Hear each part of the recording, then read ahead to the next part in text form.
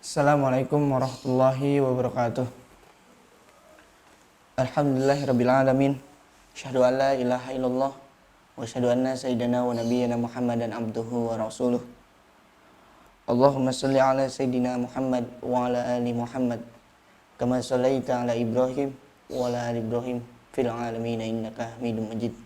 Ya ayyuhallazina amanu taqullaha haqqa tuqatih wa la tamutunna illa wa antum muslimun.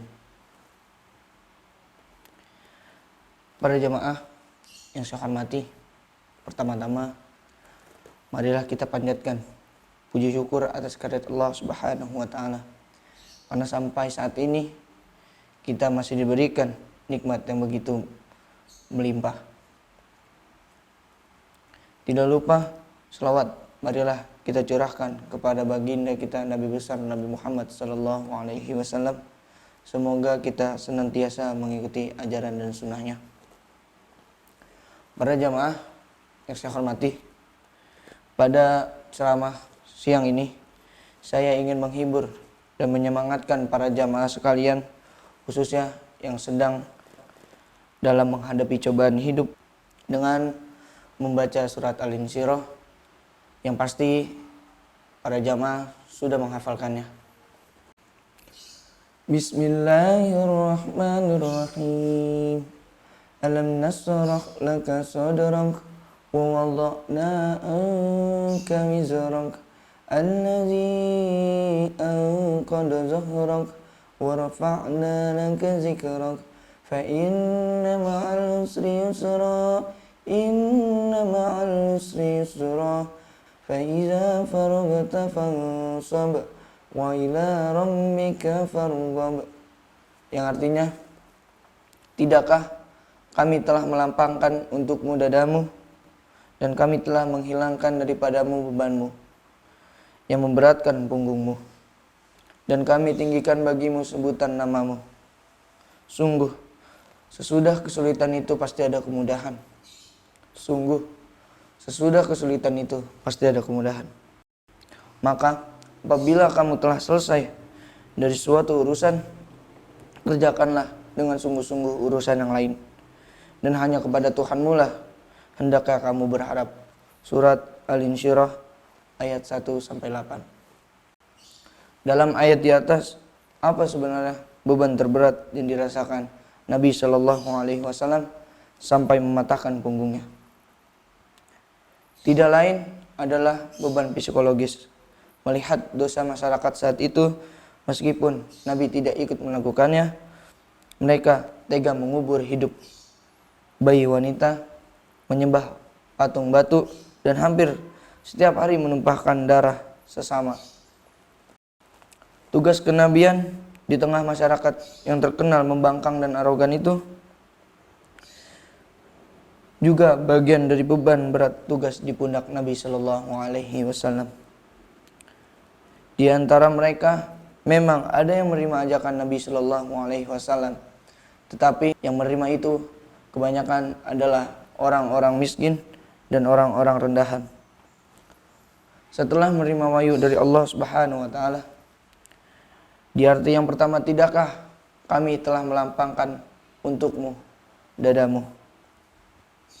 Maka Nabi tersenyum ria karena Allah Subhanahu wa taala telah memberikan pertolongan kepadanya.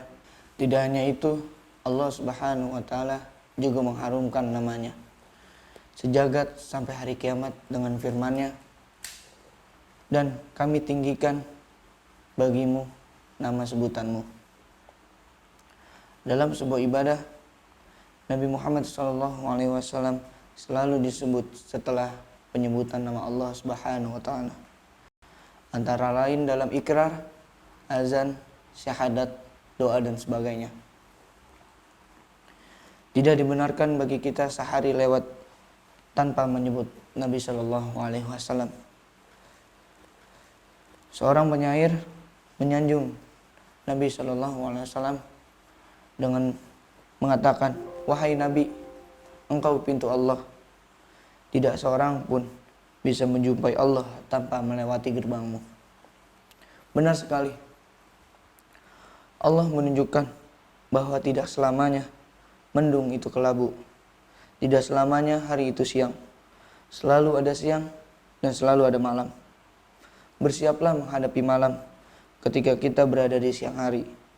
Dan bersiaplah pula menyambut cahaya mentari ketika kita berada di malam hari. Untuk lebih meyakinkan Nabi SAW tentang hal itu, Allah Subhanahu wa Ta'ala berfirman dan mengulangnya sampai 2 kali.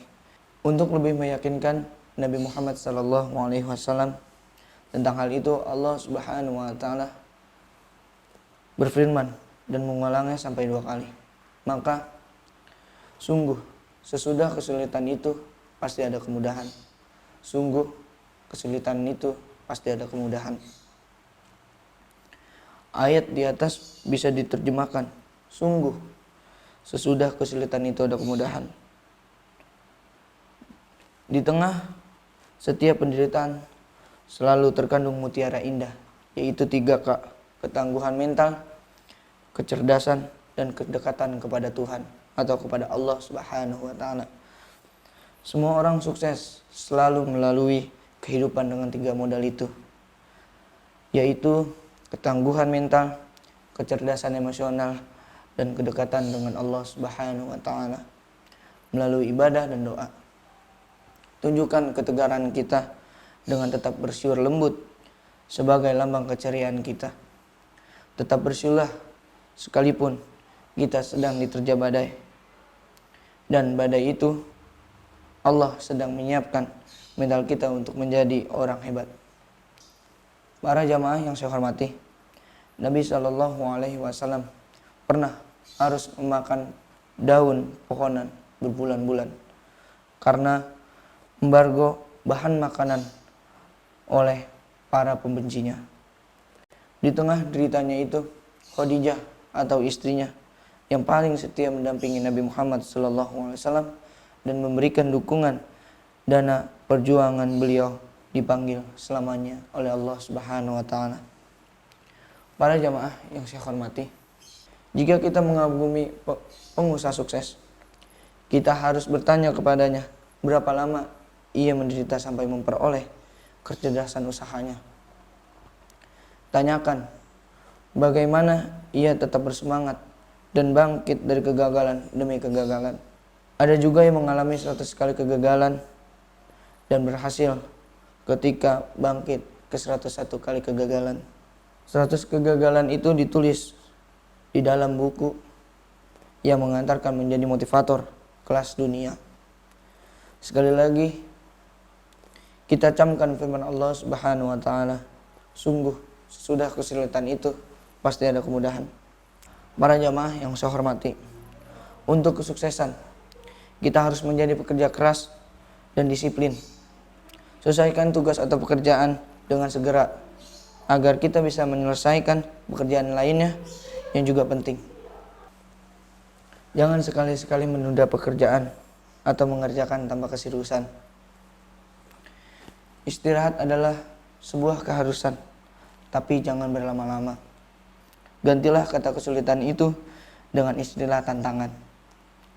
Dengan keimanan yang membajak, kita tetap bisa bersiul ceria sekalipun kita berada dalam pusaran badai. Sebentar lagi mendung akan sirna dan cahaya kesuksesan telah diambang pintu untuk kita. Sekian dari saya. Billahi taufiq wal hidayah. Assalamualaikum warahmatullahi wabarakatuh.